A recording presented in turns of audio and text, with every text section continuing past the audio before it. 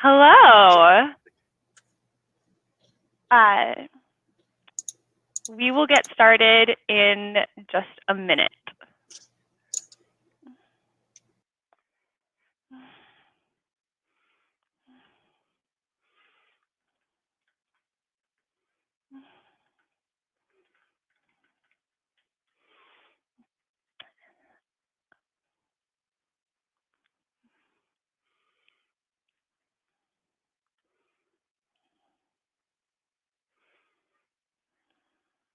Okay.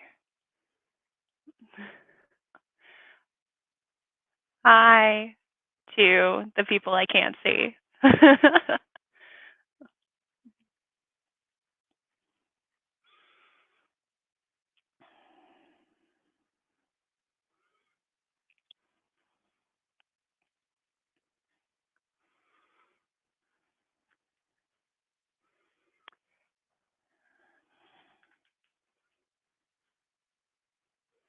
Hope everyone is having a good day. In true national fashion, I think it snowed in several parts of the United States. So if it snowed where you are, I hope you're not too cold. We will get started in just another minute. And I apologize that everyone has to look at my face instead of a thumbnail. We are testing out a new streaming platform. So we'll see how it goes.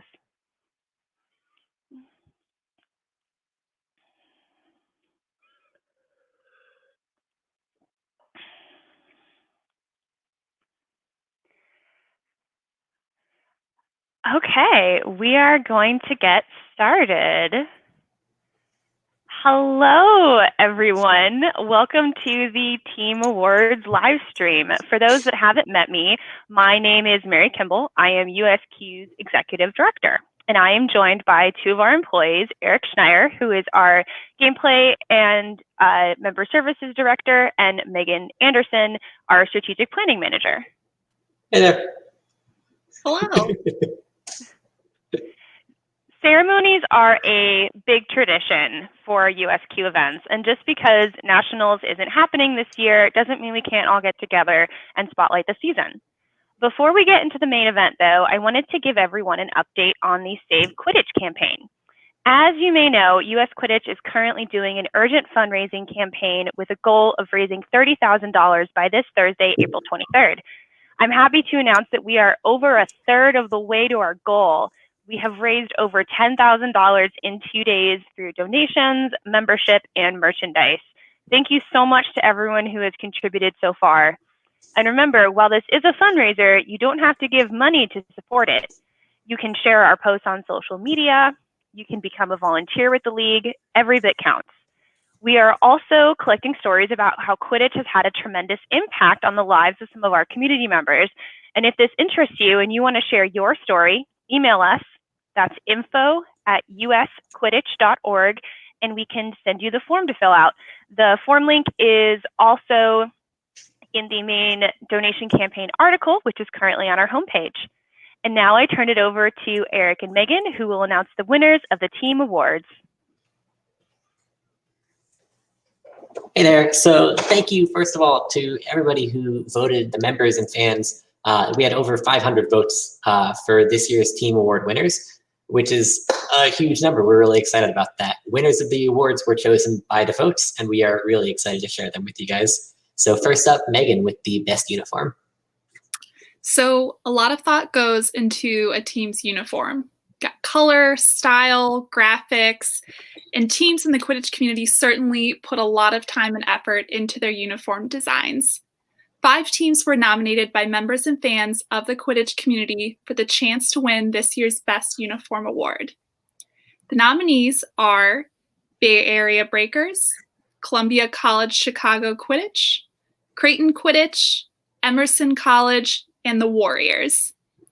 The winner of the 2019-20 season Best Uniform Award with 33.7% of the vote is, I feel like I need to do a drum roll, like, drum roll. Emerson College, congrats. Yay. And Eric, how about Best Chant? So best chant, the chant is an energizing way not only to excite the crowd, but also to pump up everybody on your team before the game. And while a lot of USQ teams have a unique way of building excitement on the pitch with their chant, there were 5 teams that were nominated by the members and fans of the community for the chance to win this year's Best Chant Award. The nominees are Bowling Green State University, Macaulay Honors College Marauders, Middlebury College Quidditch, Texas Quidditch, and UCLA Quidditch. And the winner of the 2019-20 season Best Chant Award, with 26.4% of the vote, is the Macaulay Honors College Marauders. Interestingly, this was one of the closest votes we had this year. UCLA Quidditch actually only received 1 less vote than Macaulay, so we almost had a tie here. And speaking of close votes, Megan, how did the Sportsmanship Award turn out? Well, so when thinking of sportsmanship, fairness, generosity, honor, respect, they're all characteristics that a team exemplifying sportsmanship on and off the pitch follow when interacting with other teams. 5 teams were nominated by members and fans of the Quidditch community for their actions on and off the pitch that led to a positive impression worthy of the chance to win this year's Sportsmanship Award.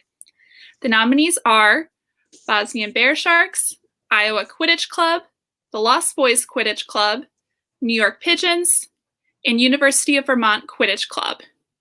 We thought the Best Chant Award was about as close as you could get, but the winner of the 2019-20 season Sportsmanship Award is a tie. So, so that tie goes to Bosnyan Bearsharks and the Lost Boys Quidditch Club. Congrats. Each of these teams received exactly 23.6% of the vote. What's more is the New York Pigeons were only 4 votes away from making it a 3-way tie. Last but not least, Eric, what happened with the Service Award? Off the pitch, Quidditch teams across the country use their time outside of practice to volunteer in their community, hosting youth Quidditch workshops, helping other members of the community with resources and advice, as well as advocating for the growth of our sport. We thank each and every one of you for your time, dedication, and the love that you have for Quidditch. There were 5 teams nominated by members and fans of the community for their above and beyond efforts, deserving of the opportunity to win this year's Service Award. The nominees are Bobcat Quidditch, Chicago United Quidditch Club, Gamecock Quidditch, New York Nocturns, Rutgers University Quidditch, and the winner of the 2019-20 season Service Award with 32.1% of the vote is the New York Nocturns. Congratulations, guys. Ooh.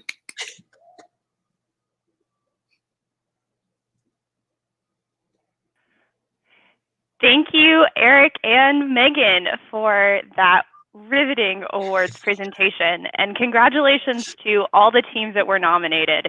You are all truly winners for making it that far, and to the teams that won, congratulations. We will be sending you an award later in the season so you can display it to all of your friends, family, and fans. And to close, I have a little bit of housekeeping first, and then a couple of things I wanted to share with everyone. So first of all, we are going to be doing 2 more sets of member awards. We're going to be starting with player awards next, and the information on the nominating process for that will be available soon.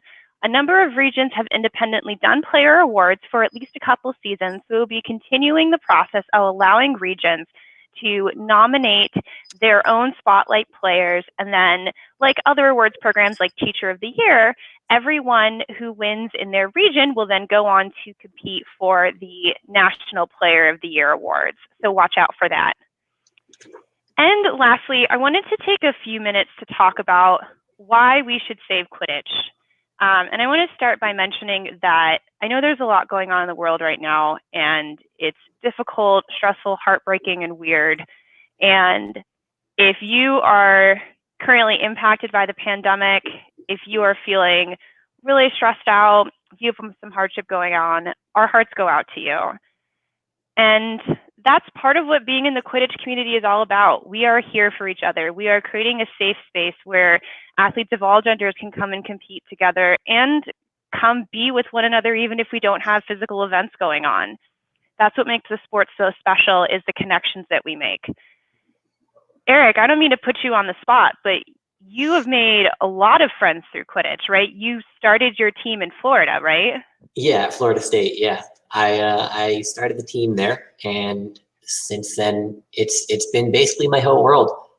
Even before I was working for the league as an employee, working as a volunteer, I had multiple volunteer positions all year long that I was working all the time, and to me it was always worth it because Quidditch is. Sorry, excuse me, my cats are having their own show. But even before all of this happened, Quidditch to me was a sense of community that I never really experienced before in other sports. I played everything I could think of and everything you could name growing up, both in terms of organized sports and then just pick up sports whenever I had the opportunity to. And Quidditch, when I first started playing, was something I had never seen before. And then going to the first tournament and meeting other teams has been something that I haven't been able to replicate in any other sport or club experience that I've been able to be a part of.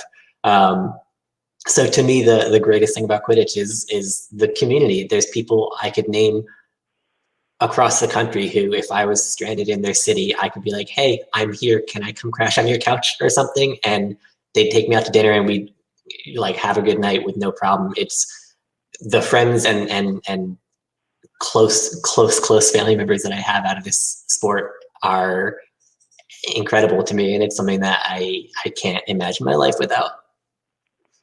And you met your fiance through Quidditch, right? Also that, yes, I met my fiance through Quidditch. I met I think a couple of people in our bridal party are Quidditch players as well. It's everything to us. And Megan, you got started a little bit differently, right? I did, yeah. I got started back in 2012. I fortunately have never been on a team, but at the time, like many of us in the sport, became involved as fan of Harry Potter. Oh my gosh, Quidditch is real.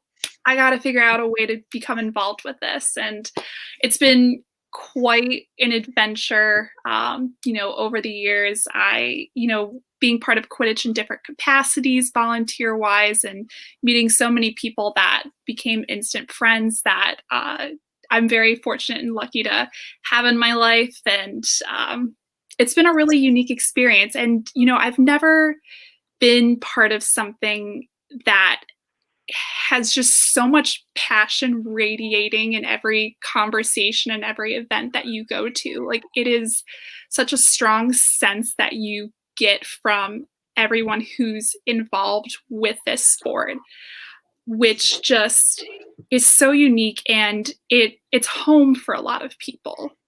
And being able to create something like that people can call home, people can feel a sense of belonging, really is important, and that's something that I found in the sport, volunteering and being on staff. And I'm glad other people have found that, and I hope that we can continue to create that future so others, who haven't found a home in Quidditch yet can do so in the future. Yeah, that's beautifully put. Quidditch is a home to so many people, and here at US Quidditch, we do everything we can to ensure that that home is well run, that it's safe. There's all sorts of non-glamorous things that we do to ensure that you, the player, you, the fan, you, the ref, you, the volunteer, you, the snitch, can have a safe and welcoming environment. And we do it because we love it. We care genuinely about the experience that you all have, and we really miss you all. Yeah, so thank you again to everyone that has donated to Save Quidditch, and if you can share our updates to your friends and family, we would greatly appreciate it. Like I said, we are about a third of the way through our goal, which is just tremendous. The fact that we've raised $10,000 in the past 2 days is just incredibly moving. So to close, we're about to go into the very end of US Quarantine Cup 13, which is the Eighth Man's live simulation. We won't be stealing their thunder or anything with our own show shenanigans. We'll leave that to the experts. But Before we wrap up, we're going to get into some pretty cool finals, simulated finals, Boom Train versus Texas Hill Country Heat for club, and then for college, NYU versus Maryland. Eric and Megan, to round us out, what is the most exciting championship or marquee Quidditch game that you've been to?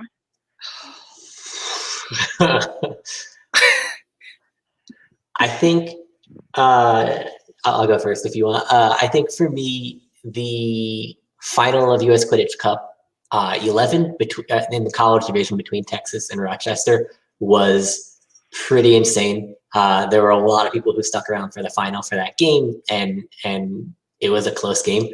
It was really exciting the entire time, standing on the sideline, seeing the crowd cheering the entire time, watching both teams pour everything they had into that game was really cool to see.